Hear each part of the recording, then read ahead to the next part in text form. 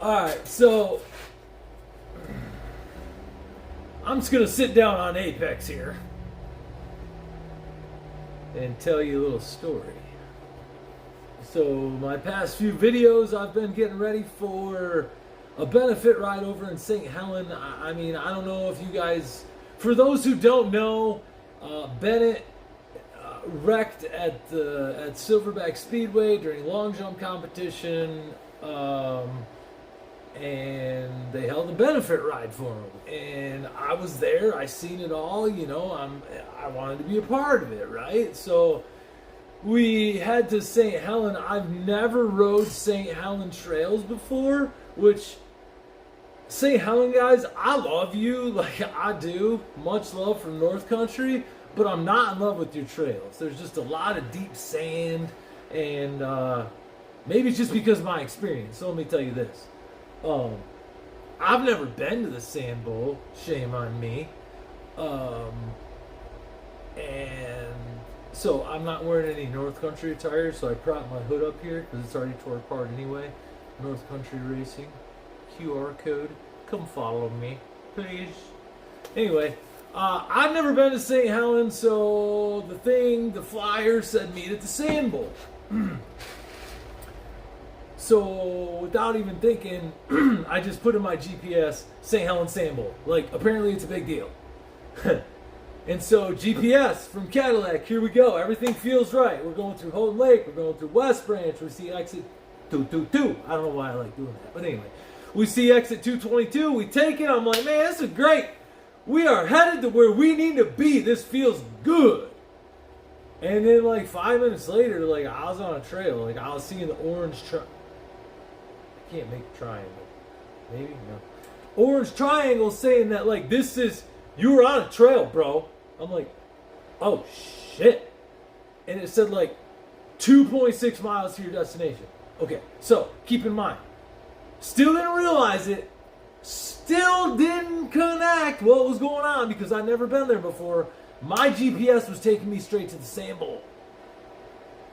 Shit!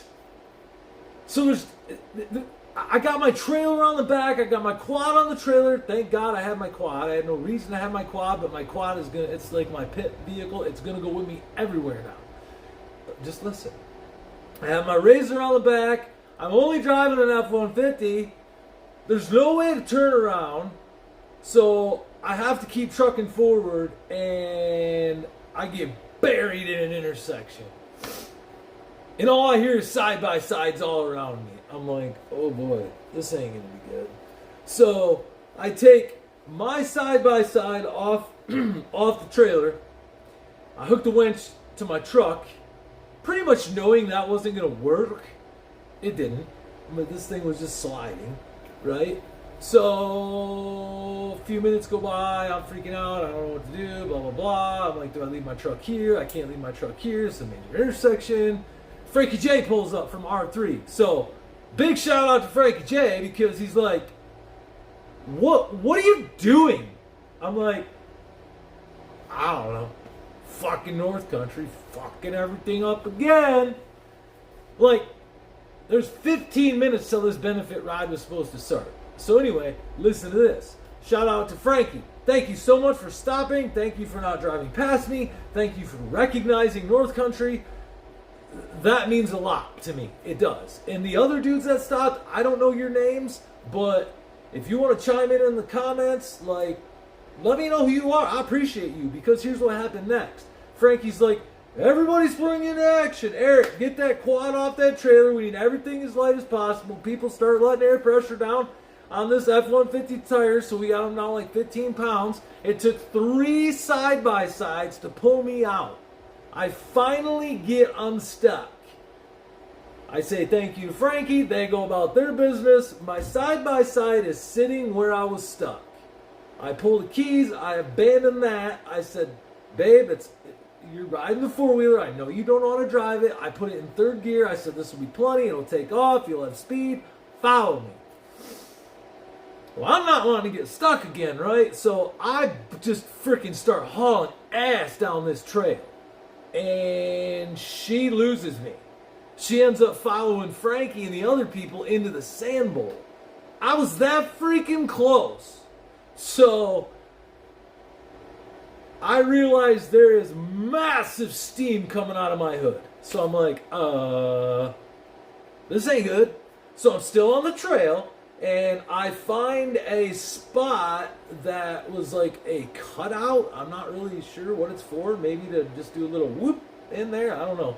But anyway, I pulled my truck up in there, scratched the shit out of it, didn't really care. Pulled up in there, got my trailer off of the trail. Okay, let's go figure out what's wrong with the truck. Well, there's this coolant hose that comes off the top of the motor and goes right to the heater core. And there's this stupid little pipe that comes up, and there's this connector that goes on that, and the connector broke. So it's spewing coolant everywhere. It's overheated. It's dead in the water. So I call my wife. I'm like, where are you? She's like, where are you? I'm like, shit, we lost each other. So I'm going to start walking because I grabbed my razor keys. My razor is a half a mile away. I said, I'm going to go get the razor. I'll come find you. This trail system isn't that big of a deal. If we just stay right here, we'll figure it out. Grab the razor keys, grab the tripod. I'm walking. I'm filming. Things are good. And she comes up behind me. She's like, hey, stranger. I'm like, oh, hey, babe, scoot back. I'm going. Let's go. And so we haul ass to the side-by-side here. But in the meantime, I'm like, oh, that's my strap that fell off the trailer when I was hauling balls. So I'd lean over and I'd grab that. Oh, that's my E-Track strap that fell off my trailer. So I'd grab that. So then we finally get down to the side-by-side, and I got like doobies in my pockets. I carry 2 different phones. Like I got knives and flashlights and all sorts of stuff in my pocket. I empty my pockets out. There's no side-by-side keys, bro. Like, it is freak out time. So we have a truck that don't run. We have a side-by-side we can't start. And we got a Honda 450 Foreman that is pulling all the weight at this point. And this is why I am never going home without it again. So I said, babe, listen, Linda, listen right now. There's 2 foot of dirt in that trail. If 1 or 2 people run over these keys, we're fucked. I gotta go now. You stay here. I'm going. So I take off. I don't find the keys. I get all the way in my truck. They're not in the truck. I'm freaking out. I start heading back. And 2 weeks ago, I put like a 5-inch little Michigan State tag on my keys. I see that green sticking out of the ground. I'm like, fuck yeah. So I grab the razor keys, blow whatever 5th, 6th gear that quad has, just through the freaking whoops that those trails are, all the way to my razor. I said, I found the keys. All right, you get on this quad. Put it in 3rd gear again for her. I get in the razor. She follows me in the truck. I freaking load the quad up on the truck. We're not sure or on the trailer. We're not sure what we're going to do at this point. We have not checked in. We have not got wristbands. We've not been to the sand bowl. This ride has already started, but we did pay online. So that's one thing that we have going for us. I still have no wristband from that ride, okay? So we're sitting at the truck trying to figure out what to do next. I get the trailer loaded on. You know, we're kind of arguing a little bit because things are not going our way. We don't know how we're going to get home. And all of a sudden, I don't know how many side-by-sides were there. I know this number is going to sound stupid. I'm going to say from 2 to 500. That's a big gap.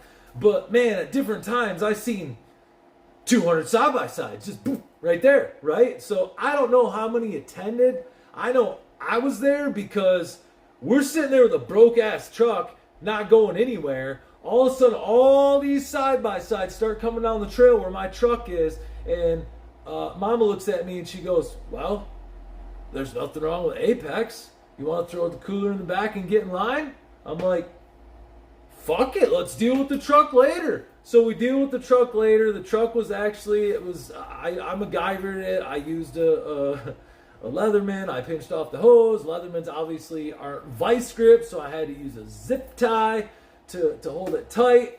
I took ice out of the cooler that I had. I crammed my freaking reservoir full till I couldn't anymore. I put 32 ounces of sugar-free sugar-free grape Gatorade. That is a tongue twister. In there, and we headed for the nearest gas station. So we get to Shell. They want 37 effing dollars for a gallon of coolant. I'm like, no. I know it's cold out, but no. So I grab 2 gallons of water. I get out to the truck. I look across the street. Oh my God, there's an auto value, right? I look at my God. I look at my God. I look at my God. I look at my watch, and I'm like, oh my gosh, it is Saturday. It is 4:56. There's no way that they don't close at 5. So I blow across the street to Auto Value. Where am I at? 10 minutes. You guys are going to hate me for this, but this was my weekend. And I get to Auto Value. They hook me up with some 3/4 inch hose. They hook me up with some hose clamps. They hooked me up with the connector that went on there. I made it all work. It's rednecked, but it works. It's not leaking. That's my story. We're home. My truck went into limp mode. I burned a full tank of fuel coming from St. Helen to Cadillac in limp mode, but your boy was getting home. So I still got to deal with that. The razor's tore apart right now because the whip lights were not working on the switch. They were working on the key. That's not correct, but I had to get to the ride, which I almost didn't make, so blah, blah, blah. I know I'm worked up. I fucking love you guys. I'll see you next time.